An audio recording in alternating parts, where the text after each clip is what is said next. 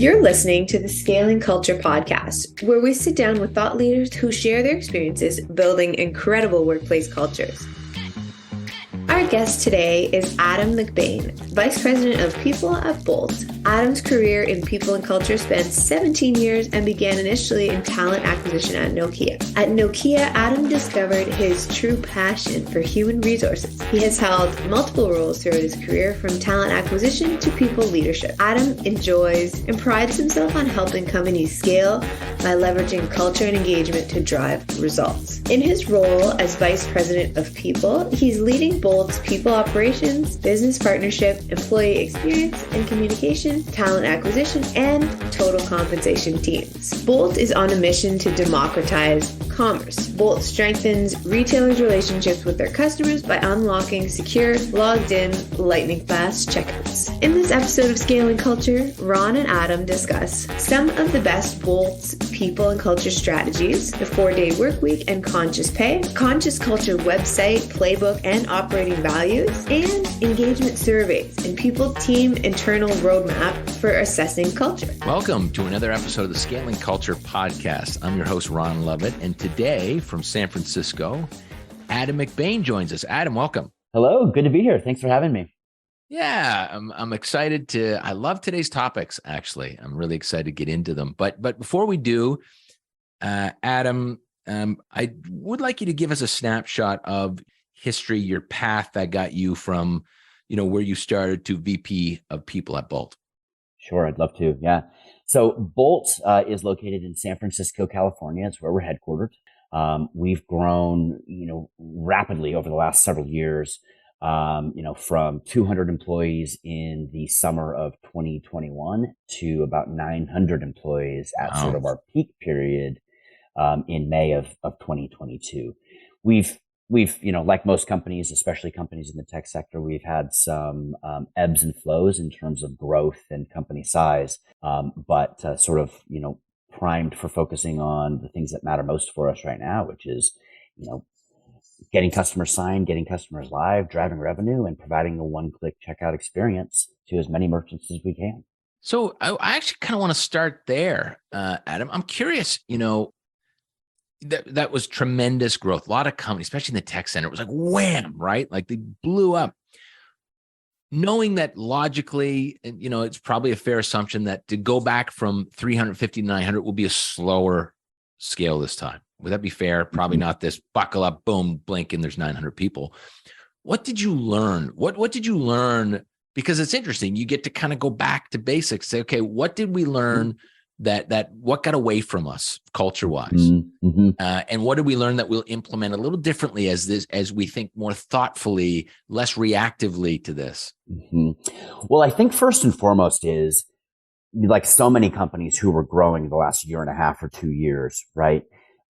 The market was honoring growth at all costs at the time, right? Investors were looking at companies who were growing and not so much, sort of the economics or sort of the health of the business. Now, it's not to say our business was not healthy. It certainly is, but I think we were on the same ride that everybody else was on. And so having an opportunity, to your point, to kind of take a step back and say, like, look, how do we want to do this again when the time is right, is an opportunity that I don't think a lot of companies get, right? When you sort of reduce and then you get ready to grow again. What we would do going forward is we would be much more intentional about the resourcing that we have in place relative to what we feel we need to achieve as a company. Okay? And what do you mean by that? Yeah. So, I think there's a couple of areas. One is, I think planning differently for what future growth may look like, in terms of, one, what we need to achieve as a company. That's always going to be sort of first and foremost. But secondarily, what resources do you truly need in order to achieve that? And do you need one of those resources or do you need 5 of those resources, right? And really drilling into that and trying to understand what you need for long-term success at the company, right? I think that a lot of companies, and I think that Bolt probably did this, admittedly a year and a half ago, is we said, look, we think we need to build something and we probably need 15 or 20 people to build it. We should be taking a pause next time we're ready to grow and scale and say, if we think we need 15, can we actually do it with 5 or 6? And what would be the implications of doing that, right?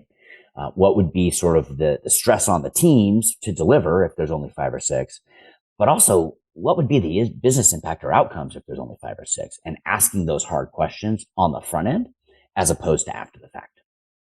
It's interesting because I think of the same thing. There's it's tough. This isn't a 2 + 2 = 4, but when you build a business, the reactive thing is, okay, I, Ron Lovett, am in the accounting department or sales department. I'm overwhelmed. Add a body, right? That's what we do. And that, you're right. That doesn't challenge. It's difficult. I don't want to call it the lazy way. That's probably tough language, but it doesn't challenge how we do business. It doesn't challenge the technology we use, right? Right. Well, and it doesn't force you to prioritize, right? So something that we practice at Bolt is ruthless prioritization. Is it going to move the needle and have impact on the business? If the answer is yes, then we want to then ask, well, how much, right? And why? So if we can do the same thing with 7 people and have that same impact, we should do it versus doing it with 15 people just for the sake of more people, right? Any other low-bearing fruit that you learned? Well, look, I think what we learned certainly is that scaling at that pace is really tough on culture, right? You always, I think the dream is to maintain the culture that you had, the connectedness that you had at a 200-person company, whether you're 200 people or 2,000 people. And so there's lessons there in how do you engage the employees in the right way, whether you're 200 or 2,000? How do you communicate effectively? How do you make sure you keep a good pulse on how employees are feeling, what's important to them, how they're receiving information? So I think being more strategic on the front end to proactively address those things versus more reactive on the back end is probably one of our biggest lessons in that growth.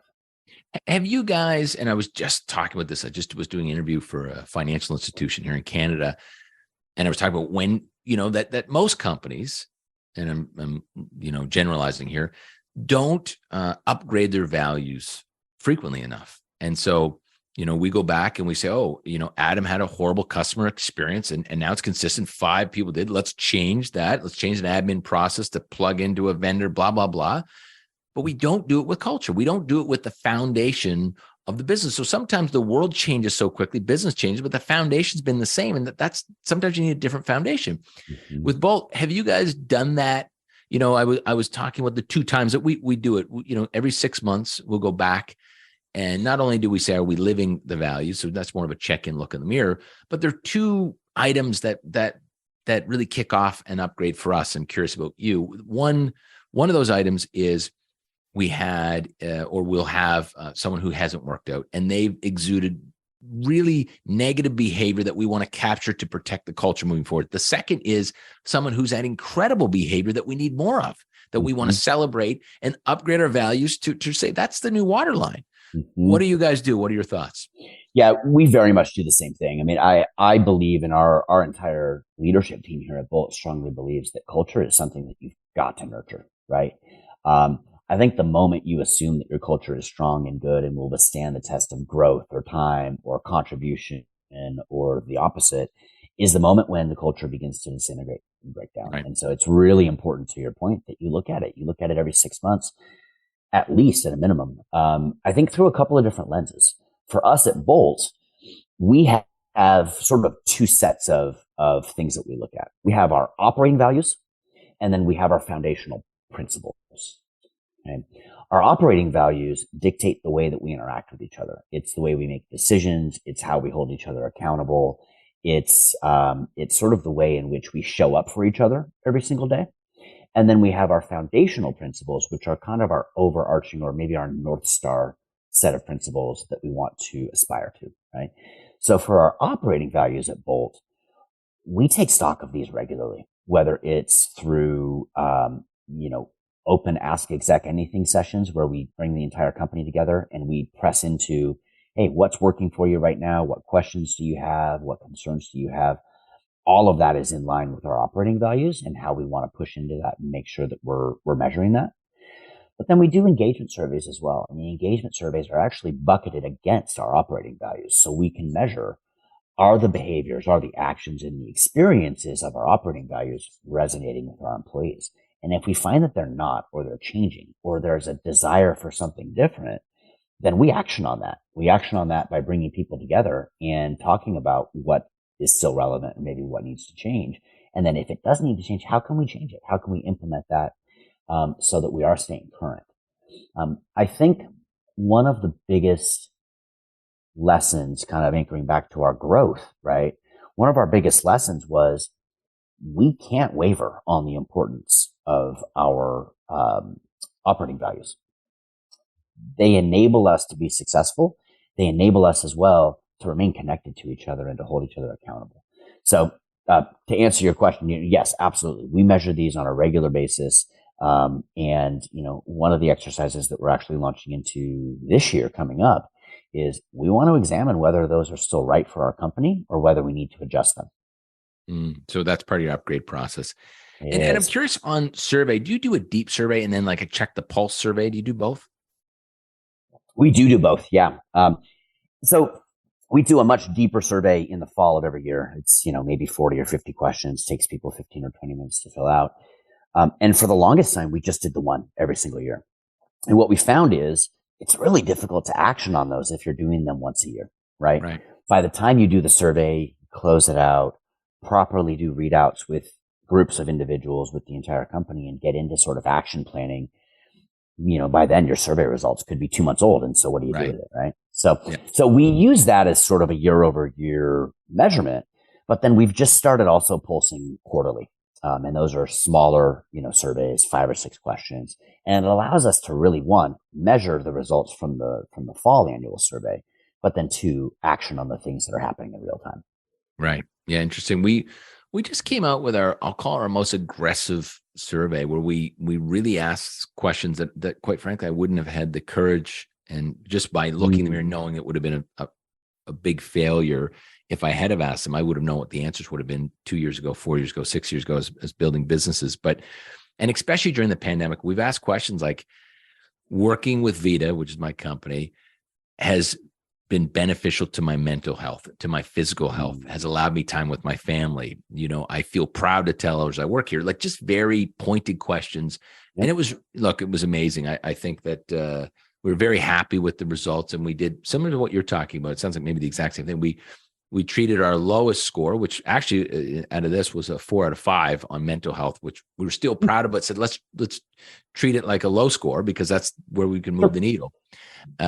What type of kind of interesting, deeper questions is that yearly survey asking that you're like, okay, that's different. That's really going to punch through the surface. That's going to surface. Are you asking the questions that you're scared to ask? We are. I'm actually really proud of the way that we dive really deeply into the experiential element of life here at Bolt through our surveys, right? We want to know, how are you able to use your time? Are you able to use your time in the way that feels productive, or do you feel like you're randomized too much, right?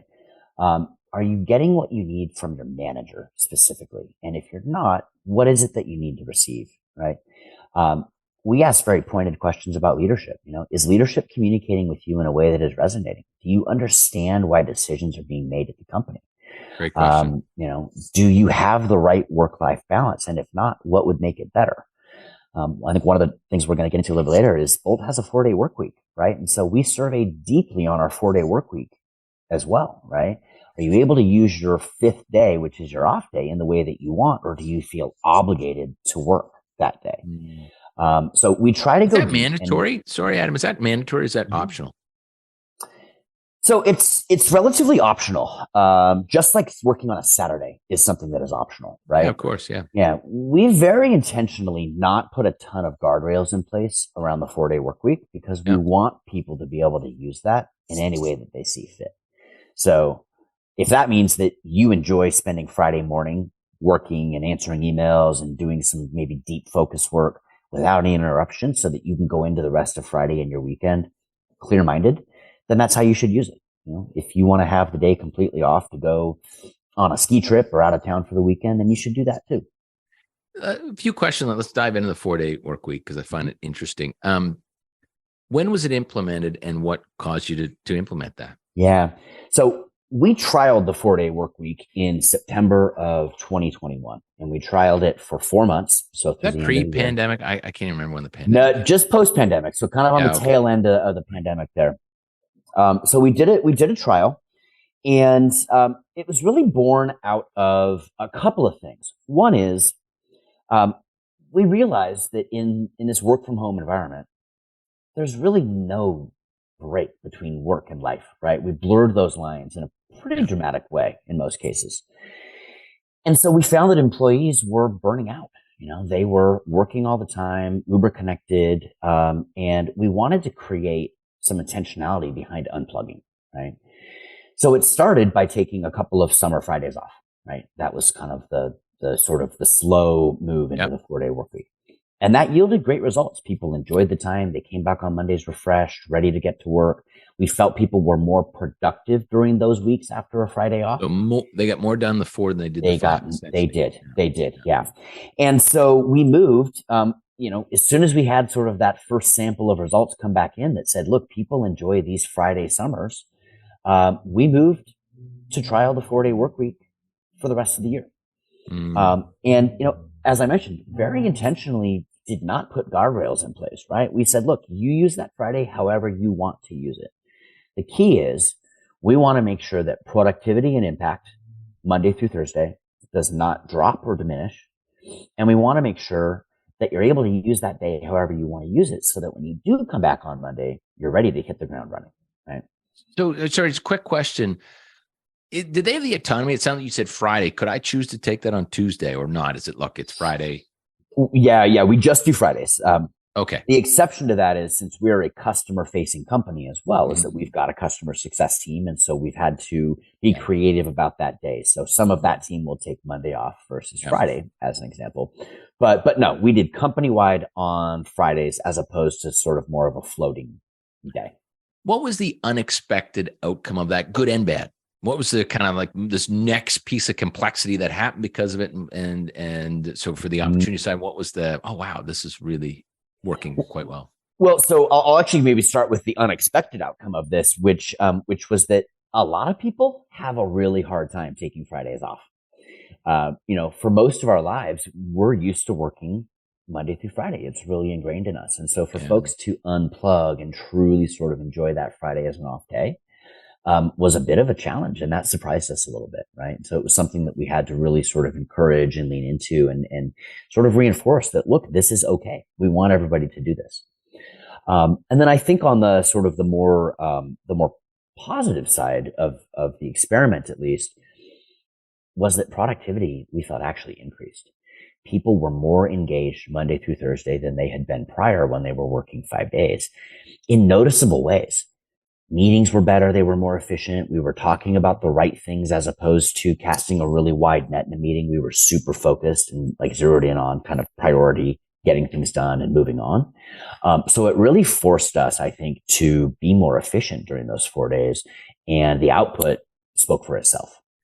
I'm envisioning this. Maybe I'm totally wrong, but I feel like, and how long you were 300-ish at the time? 200? We were about 250 at the time when we did the trial.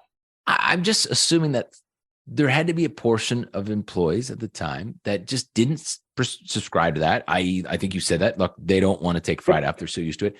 But that would maybe, was it divisive? Did they judge others? Say like, look, I'm here by myself and get with it. And this is working. What are we doing? Like, so maybe privately they did a little bit, but it didn't show up when we did either, group focus sessions to talk about how it's going or even surveys on how it was going.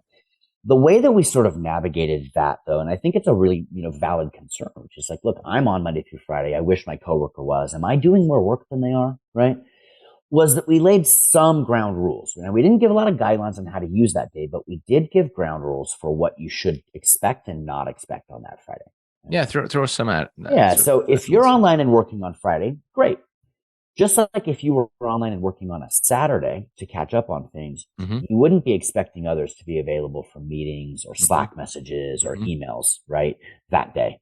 So you shouldn't expect folks to be engaged in the same way on a Friday that you are if you're working. So you shouldn't be having meetings. You shouldn't be expecting, you shouldn't be setting deadlines for Friday. Even Thursday end of day, you shouldn't be setting a deadline for the next day. You should sort of plan accordingly and anticipate that people are going to be out. So we tried to lay ground rules of expectations in terms of what would happen and what would not happen on those Fridays. And then we made it possible that if, look, you want to work on a Friday because you feel better about your output, you want to have a better weekend, then go ahead and do that. But we tried to avoid it by setting some ground rules on the front end. That's interesting. And I know we're going to touch on comp, but I'm curious, was it also utilized as, and I probably told myself a story here, but because it was during the pandemic, was it utilized to say, hey, we have to adjust comp? Otherwise we have to, no, because you hired after that. So maybe. We hired it. Hey, look, the compensation element really had nothing to do with this. This was really about us ensuring that folks had work-life balance and that we avoided any sort of burnout, right? Mm-hmm. It's a progressive way of thinking about your business, right? Yep. I think you may have seen, but in Europe, there's a group of about 100 companies who participated in a 4-day work week experiment and trial. And, I like to sort of toot our own horn a little bit and say, like, look, we did the 4-day work week, but before any of them. Right. But this group of about 100 companies out of Europe did the 4-day work week trial for about a half a year. And I believe 90%, I think it's a little over 90% of the companies who did the trial have decided to continue forth and make it a permanent fixture at their companies. Wow. And they followed a similar model to what we did, which is we kept pay the same. We kept our benefits and our incentives the same. What we did, though, which is different from before, is we don't measure based on whether you're online, you're available, you're in a meeting or whatnot. Like, we're measuring your impact as an individual and results at the company level. It's funny. We, I didn't really toy around with the 4-day work week. What we did, we always had unlimited vacation, right? Mm-hmm. And so which basically says we're results driven, right? But that wasn't, it's interesting. The concept behind unlimited vacation was more so if you need time off, take it, not go take 9 months off. That wasn't, right. And that wouldn't work and people haven't taken advantage, but it was so there wouldn't be stress about a sick day or taking 2 hours to go do yoga or whatever it was. And then similar to you, during the pandemic, I noticed that, including myself, there was some burnout happening, and mm-hmm. Exactly what you said, Adam. There was no breaks. There was no, download of think about my day and then debrief the day on the drive home or transit home. And especially with young kids, I mean, like a whole different ballgame. You work in the morning, you finish with your kids, you work at night, and you get up and do it over and over again. And so we implemented what's called a life day. And it's a once a month, pick it when you want, but you're off for that day. It's similar-ish. I guess it would be mm-hmm. Or 3, you'd be adding 3 more days a month. But the life day was optional to the individual. Whenever you want to take it, shut your phone off. Not mandatory, but highly encouraged. I had to threaten Eric, if you're listening, I will kill you if you don't take one next week.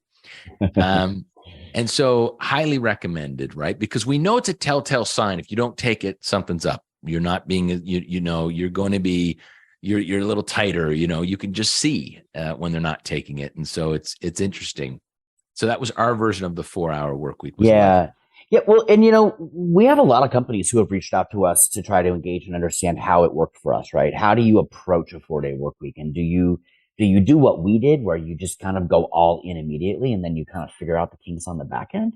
Mm-hmm. Or are there strategies that you can implement so that you can kind of tiptoe your way into a 4-day work week, right? And so what we share, and this is maybe what we would have done, if we could do this all over again at some point, is, maybe start with a no meeting day. First and foremost, right? And no meetings, no obligation to be sort of tied to your computer that day. Do things simple, like avoid sending out company-wide messages or emails to folks on a Friday, just as a starting place, right? Move your deadlines, as I mentioned earlier, away from Fridays altogether, right? Sort of start carving out or start creating the habit of disconnection that day from the things that you typically otherwise would be deeply connected to or engaged to, and then see how performance goes, see how results are, sort of end up panning out. So there's things that you can do to kind of inch into it a little bit without going sort of full steam ahead. Well, it's funny. Oh, sorry. Keep going. I was going to say, the other thing that I would say about this too, for companies that are listening, is don't be afraid to change it, right? I mean, we went into this whole experiment of the 4-day work week saying, look, if this doesn't work for us, we'll iterate on it or we'll change it, right? Like, when, the company certainly has the right to sort of do that and make sure that we're doing right by the company itself. But But this is an experiment. We should be open to experimenting with this, and we should be open to changing it if it's not working for us. That means both for the company, but also for the employees. If the employees come to us and say, oh man, 4-day work week is just not working for me the way that it used to, then we'll change it. And companies should feel like they can do that as well. Yeah. So front loading the flexibility and front loading the anxiety that might happen around it, and that it's not going to be perfect. I love that. Really interesting. What I was going to say is I think back to when we implemented unlimited vacation, and we started by like take an afternoon off and draw straws. Like it was that version. It was way long. Yeah. It was 10 years ago, 12 years ago. And it was very unorthodox concept that people couldn't get their head wrapped around. And I remember debating with kind of that old guard mentality of, so-and-so was on their computer or they logged off of the system at 3:00 on Friday. I'm like, well, do you need anything from them? Well, no. Well, did they have work that they didn't get done? Well, no. Well, why the F do you care? Like, well, then what's the problem? Yeah. Exactly. Right. Talk about conscious pay. And it sounds like in 2021, you did a conscious pay where you launched the same pay across North America. Again, bring me through thought process to get there. What was happening? Who was uncomfortable? What happened? And then walk me through the process. Yeah. So we've seen some other companies implement sort of, conscious pay or equal pay. The way that Bolt thinks about this and sort of what was our driver here first and foremost was at the end of the day, we expect the same contribution and results and output from every one of our employees. So why should we be paying employees who are geographically in different areas, different wages, right? Adam, I just have to ask, is this same level? So if I'm a frontline customer person, I'm a frontline. So that, you're not talking about the entire org chart. Exactly. Yeah. No, this is still job based, right? So if you're a level 3 software engineer in San Francisco, you're getting the same wage as a level 3 software engineer in Ohio. Got it. Example, right? Got it. But we believe in rewarding everyone equally and paying everyone equally for the same job. So my job is the same in California as it is in Ohio, as an example, right? So we wanted to sort of eliminate the inequity, first and foremost, that comes with gender pay inequities, right? Right. But we took it a step further and we said role-based inequities. We want to get rid of that as well. And so we moved to pay everyone in the US and Canada highest market wages. Now, that doesn't mean that we want to pay everyone the absolute most that we can pay, right? We still have some constructs and we still had to sort of manage our sort of pay bands and pay structures in the appropriate way. But what it means is that we want to pay everyone for the same role, regardless of where they sit. So in the United States and Canada, we pay everyone anchored to the San Francisco and New York job markets. Mm-hmm. In Canada, we pick the highest job market there and we anchor our bands there. Likewise, in Europe, in Sweden, as an example, we'll anchor to Stockholm because that's the highest cost of labor and cost of living. And then we tier down from there, right? So based on your job, your level, you're paid to that band. And it's something that we found really worked tremendously in terms of, equal pay for equal work, as I mentioned. But also, when it came time for review, for pay cycle adjustments, it really took sort of the burden off of the manager to say, look, am I incentivizing in the correct way without having to worry about geographic limitations or geographic sort of norms, right? Now, it's something that we, again, you'll probably notice a theme with Bolt here. We just launched into it right away. We had this idea and just launched into it sort of a week later and implemented it worldwide. Did you go back to, I always think I was Googling the name Dan Price, what he did, he went to 70,000 for everybody. Yep. He was early stages on that strategy, I believe. And so did you guys was there a big delta? So what was the range? It was like, okay, someone was at 60 now had to jump up to 90. What was the ranges that people were? Yeah. It's a great question, right? And I think it's something that other companies may think that it's cost prohibitive for them to be able to do, right? We had about a 15 to 20% average delta between where folks' salaries were and where they needed to be under the new construct. Now, I think what played to our favor a little bit, if I'm being totally honest, is that our headquarter had been in San Francisco to begin with. And so we did have a majority, not a huge majority, but a majority of employees who are already in the San Francisco Bay Area paid to those structures. So they were paid. So I just want to clarify, they were paid higher based on competition with tech and living expenses. Exactly. Okay, yes. Spot on. Yep. But we did have for the remainder of employees who needed to be brought back up to those bands, there was an average about 15 to 20% pay increase for those individuals, each and every one of those individuals. And did those in San Francisco say, well, we should get a bump too? Johnny in Ohio's getting a bump. I want a bump. Or not? It was like, look, you're already at X. And so. Yeah, look, and that would have been, I think, a very fair and natural tendency for people to say, hey, what about me? Right. But yeah. I think something really unique about Bolt is that individuals recognize contribution, and they recognize that the person who maybe their colleague who is sitting in a different state, in a different geo, is contributing just as much as they are. And it leveled the playing field in a way that was accepted pretty widely by folks who were already in those current markets. So it sounds like you ran quickly, and then you might have said, okay, let's put some guidance. You need to deliver on these deliverables because now there's a little more pressure or not? No, absolutely. Right. I mean, I think that anytime you're paying for performance, you've got to then have an effective performance management process and way of measuring that performance. Right. So we look at performance both on the individual, team, and company level on a very consistent basis.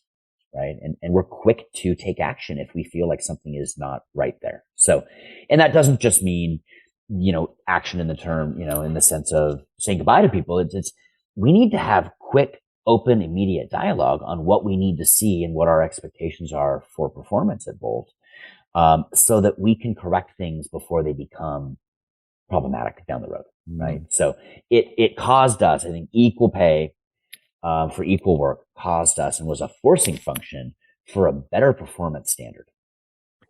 But it also must have, and again, I'm just thinking objectively of the business. Boom, you scale up and you're like, oh shit, we're 20% up on all these new roles. You must have had to hire a ton of those roles. Would have been tough to measure performance. You're scaling so quickly. Like that must have been crazy. It was. It absolutely was. And look, I'm not going to tell you that we got it all right or that we're not still trying to figure out some of those things. I think that's kind of the beauty of our philosophy here at Bolt, which is move fast, try things, learn if they don't work out, and do it better next time. Right. And so I think it's something that we're constantly trying to, ensure that we're, evaluating the right way, that we're getting, the right return on the investment, whether that's in a product or a technology or a person. Right. So it's an ongoing evolution. So I know in the show notes, there was talk of a playbook and operating values in the Conscious Culture website. Tell us more about that. What is that? Yeah. So Conscious Culture is our open source website that we invite other companies to participate in, whether it's engagement in the content that we've thrown out there, or it's engagement in the way that we address culture here internally at Bolt. But if I were to summarize what Conscious Culture is and the intention of Conscious Culture, it's really bridging productivity with humanity. It's not necessarily prescribing culture either here or at other companies, but it's inviting others to sort of consume our ideas about culture and apply them at their own companies in however way they want to. So it's kind of like, didn't Netflix have a version of this? They did. That, right? Yeah. So Netflix, Zappos had their culture book that they used to push out all that. Yeah. Very, very similar concepts and ideas. I think what makes Bolt a little bit unique in that sense, though, is that we actually engage the companies on an ongoing basis who want to be conscious culture participants. Sorry. So this is like, at Vita, we just subscribed to a B Corp. This is your version of, hey, you want to collectively get involved with us. So what's that look like? So if I join this thing today, what's it look like? Yeah. So there's content that you can take and use in order to, repurpose it for whatever makes the most sense for you at your company.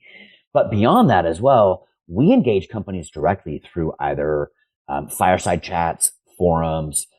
We held a big meetup last year where we had about 100 companies who were participating in Conscious Culture to come and share their experiences back of Conscious Culture with us.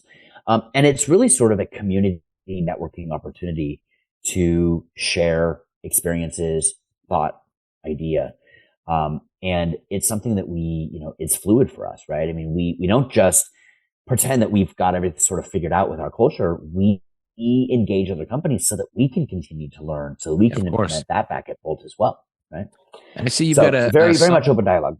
You've got a summit coming up, April 26th, 27th. So is that organized by you? Is it kind of collectively done? What's that look like?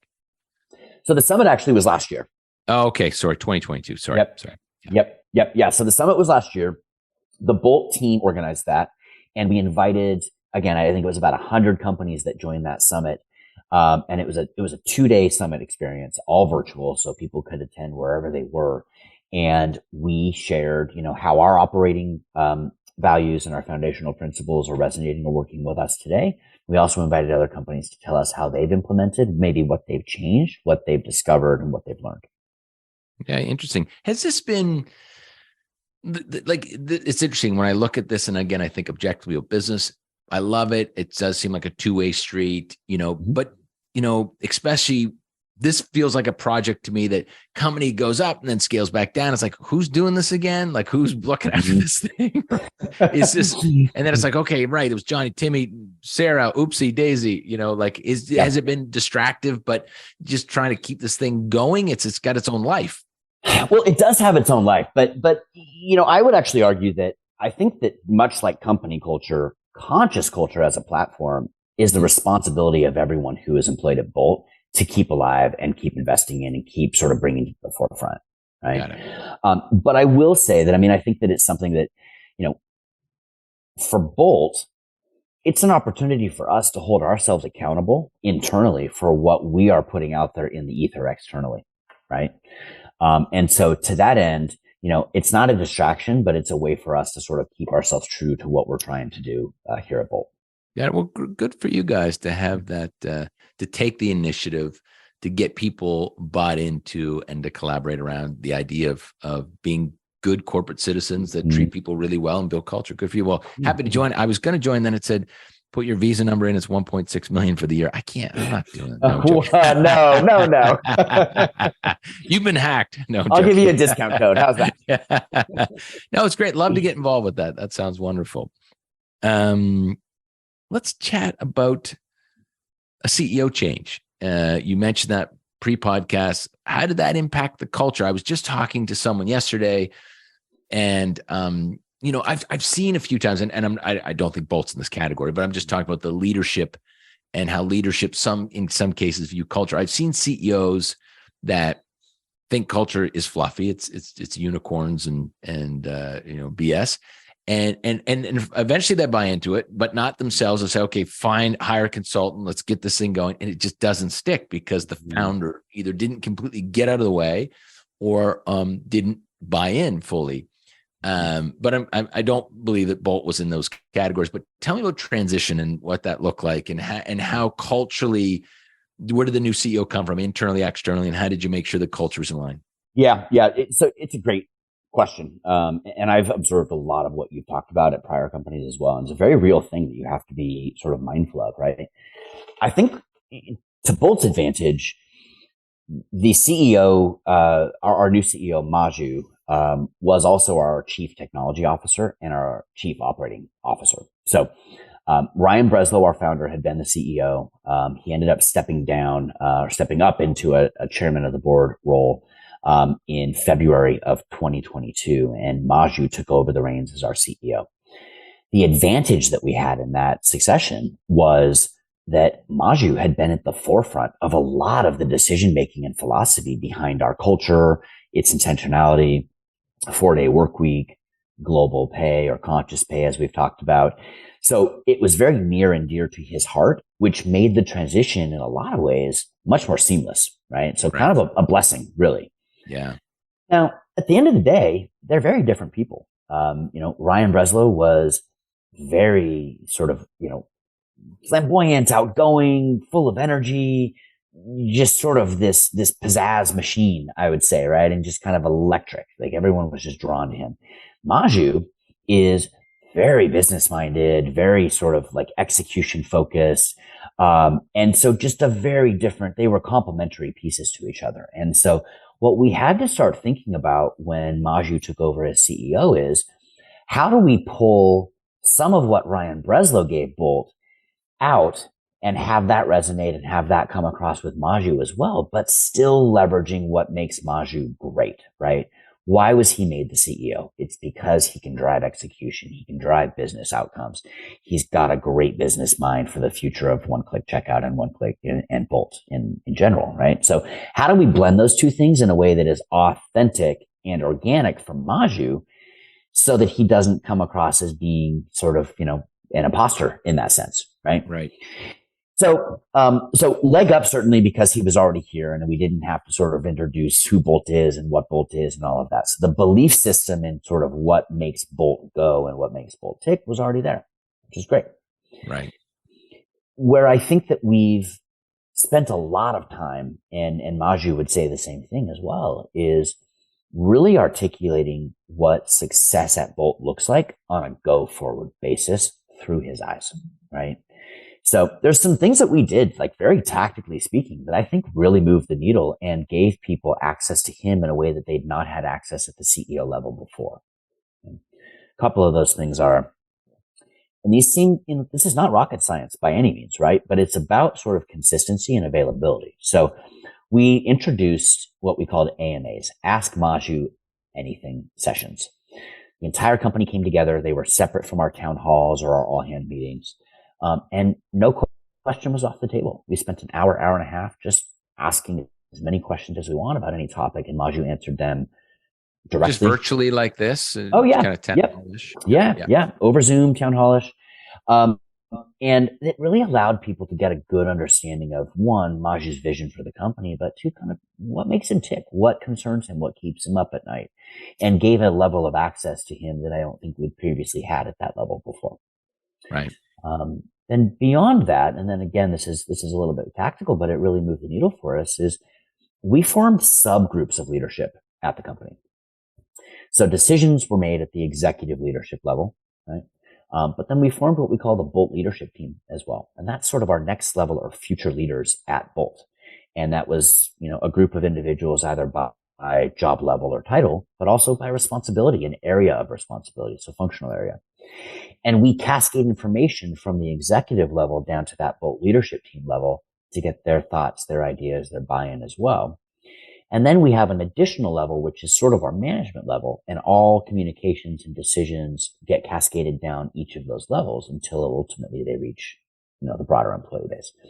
So continuing that sort of communication cascade from Maju on down through each of the levels allowed all of us to feel like we had sort of, buy-in on sort of why decisions were being made, directionally, why decisions were being made as well. And it really enabled, I think, people to understand kind of where we're going as a company. Yeah, that's really interesting. Mm-hmm. Tell me, I'm curious how Bolt deals with titles. In what sense? People do all people that at the same level have the exact same title? What if someone comes in, are they negotiating their new title? Just what's your viewpoint? How do you deal with titles generally? Yeah, it's, I think we try to be as uniform with our titles as we possibly can be.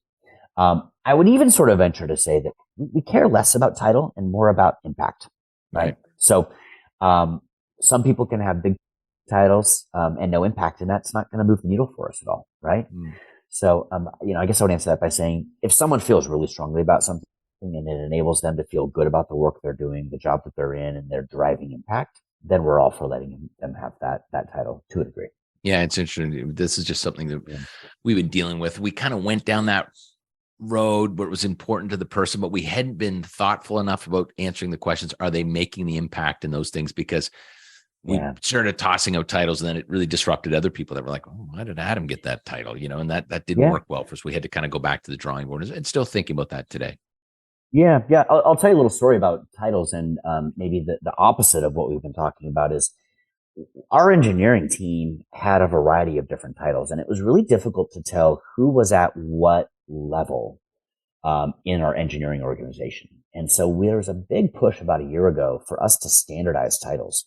So software engineer 1, software engineer 2, as an example. So innately in your job title was also your job level. Right. And that helped our engineers understand just sort of a baseline. Like, if I'm a software engineer, so relatively early in my career and I'm beginning, and I want to learn from someone more senior from me. Who do I go to? And how do I know who that person is? Aside from, maybe I can go to my manager and they can direct me to the right person. But if I want to cross-pollinate across different teams, how do I know who I can go to? Right. And so there was sort of this organic insertion of, mentorship and learning and desire to improve that you find if you standardize your levels a little bit. Yeah. Interesting. I like that.